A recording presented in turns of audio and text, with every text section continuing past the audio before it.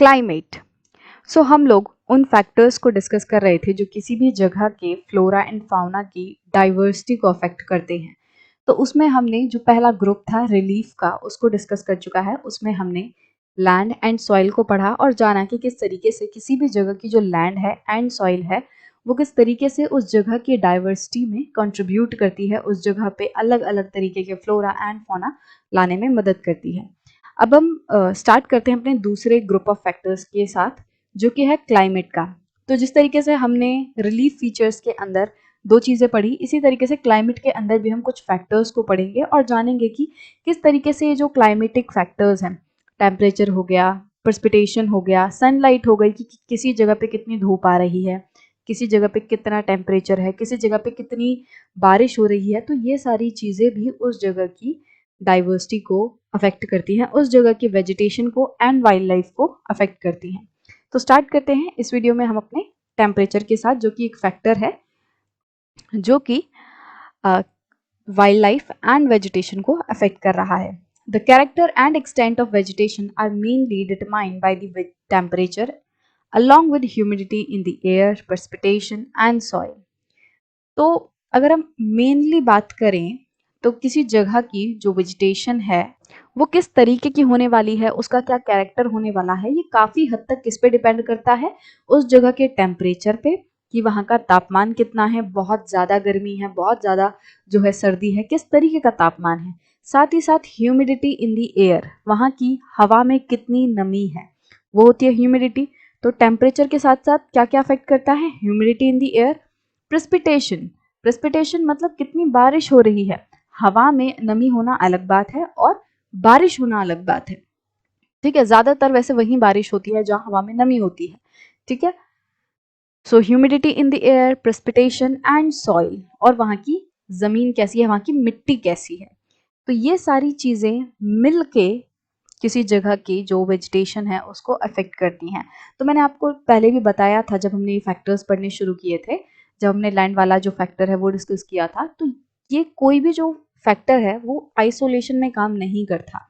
हम जब भी किसी चीज़ के ऐसे पढ़ते हैं ना कि फैक्टर्स अफेक्टिंग दिस, तो ज़्यादातर यही होता है कि वो सारे फैक्टर्स मिलके काम कर रहे होते हैं। हम ये नहीं कह सकते कि सिर्फ अकेला एक फैक्टर जो है उस चीज़ को अफेक्ट कर रहा है, ऐसा नहीं होता। जितने भी फैक्टर्स है वो सारे मिलके अपना अपना रोल प्ले करते हैं और अल्टीमेटली वो चीज़ निकल के आती है जिसको हम जानना चाहते हैं। इस केस में हम बात करें तो जितने भी फैक्टर्स हैं, लैंड है, soil, temperature, precipitation, humidity, sunlight, everything works together, और उसकी वजह से जो डाइवर्सिटी है वो आती है, उसकी वजह से वहाँ की जो वेजिटेशन है, वहाँ की जो वाइल्ड लाइफ है वो अफेक्ट होती है। तो सारी चीज़ें साथ में काम करती हैं। किसी जगह पे कोई चीज़ ज़्यादा देखने मिलेगी, किसी जगह पे कोई चीज़ कम देखने मिलेगी, बट ज़्यादातर आपको यही देखने मिलेगा कि ये सारी चीज़ें मिलके काम कर रही हैं। सो टेम्परेचर के साथ साथ ह्यूमिडिटी, प्रेसिपिटेशन एंड सॉइल भी काम करते हैं। On the slopes of the Himalayas and the hills of the peninsula above the height of 915 meters, fall in the temperature affects the type of vegetation and its growth and changes it from tropical to subtropical, temperate and alpine vegetation. So अगर हम हिमालयाज की slope की बात करें और हमारे जो peninsular hills हैं, हिमालयाज की स्लोप मतलब इस तरीके से जो ढलान है वो, और सेम इसी तरीके से जो हमारे पहाड़ हैं पेनिनसुला में, मतलब इंडिया का ये जो पेनिनसुला सदर्न पार्ट है, यहाँ पे जो हिल्स हैं उनके स्लोप्स की बात करें तो इनमें क्या है, जब 915 मीटर की हाइट के ऊपर हम जाने लगते हैं, ठीक है, जब हम 915 मीटर की हाइट से ऊपर जाने लगते हैं तो वहाँ पे ठंडी जो है वो बढ़ने लगती है, टेम्परेचर गिरने लगता है, मतलब ठंडी बढ़ने लगती है, और इसकी वजह से वहाँ की जो वेजिटेशन है वो अफेक्ट होने लगती है। मान लो यहाँ तक जो है आपका क्या आया, 915 मीटर बना। अब इसके ऊपर ये वाला जो हिस्सा है पहाड़ का, यहाँ पे कैसा है, हमें माहौल देखने मिलेगा, ठंडा माहौल देखने मिलेगा, ठंडा टेम्परेचर होगा, कम टेम्परेचर होगा, और यहाँ की वेजिटेशन जो है किस तरीके की होगी, सब ट्रॉपिकल टेम्परेट टाइप की होगी। देखो हमने अपनी पुरानी क्लासेस में पढ़ा था कि अर्थ को हमने कुछ इमेजिनरी लाइंस में बांटा हुआ है। जो हॉरिजॉन्टल लाइंस हैं उनको हम लैटिट्यूड कहते हैं, जो वर्टिकल लाइन है उसे हम लॉन्गिट्यूड कहते हैं। बट ये जो लाइंस हैं ये किस बेसिस पे बनाई हुई हैं कि उस जगह पे सन की लाइट जो है कितनी पड़ रही है। तो इक्वेटर जो है वो ऐसा लैटिट्यूड है जो कि अर्थ को एकदम बीच से काट रहा है। अब इसके ऊपर ऊपर जो है हमें दूसरे लैटिट्यूड्स देखने मिलेंगे, हमें tropic of Cancer, Arctic circle, इस तरीके से कुछ इंपॉर्टेंट जो लैटिट्यूड्स हैं वो देखने मिलेंगे।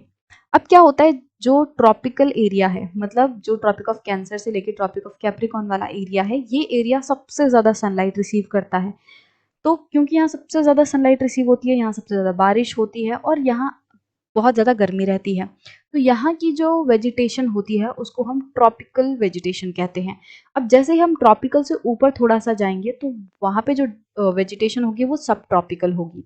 और ट्रॉपिक ऑफ कैंसर से लेके आर्कटिक सर्कल के बीच में जो भी वेजिटेशन होती है उसे हम टेम्परेट कहते हैं। जो ट्रॉपिकल हैं हमारे, ट्रॉपिक्स हैं हमारे, मतलब कि ट्रॉपिक ऑफ कैंसर, उनके थोड़ा सा ऊपर और थोड़ा सा नीचे जो है, नहीं यूं कहें हम, थोड़ा सा जस्ट ऊपर, नीचे नहीं थोड़ा सा ऊपर, उसको हम बोलेंगे सब ट्रॉपिकल एरिया।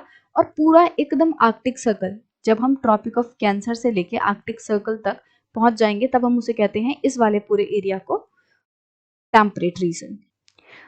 सो जो वेजिटेशन ट्रॉपिक ऑफ कैंसर से लेकर आर्कटिक सर्कल के बीच में होगी वो होगा टेम्परेट रीजन। अभी मैं मेनली सिर्फ बात कर रही हूँ नॉर्दर्न हेमिस्फेयर की।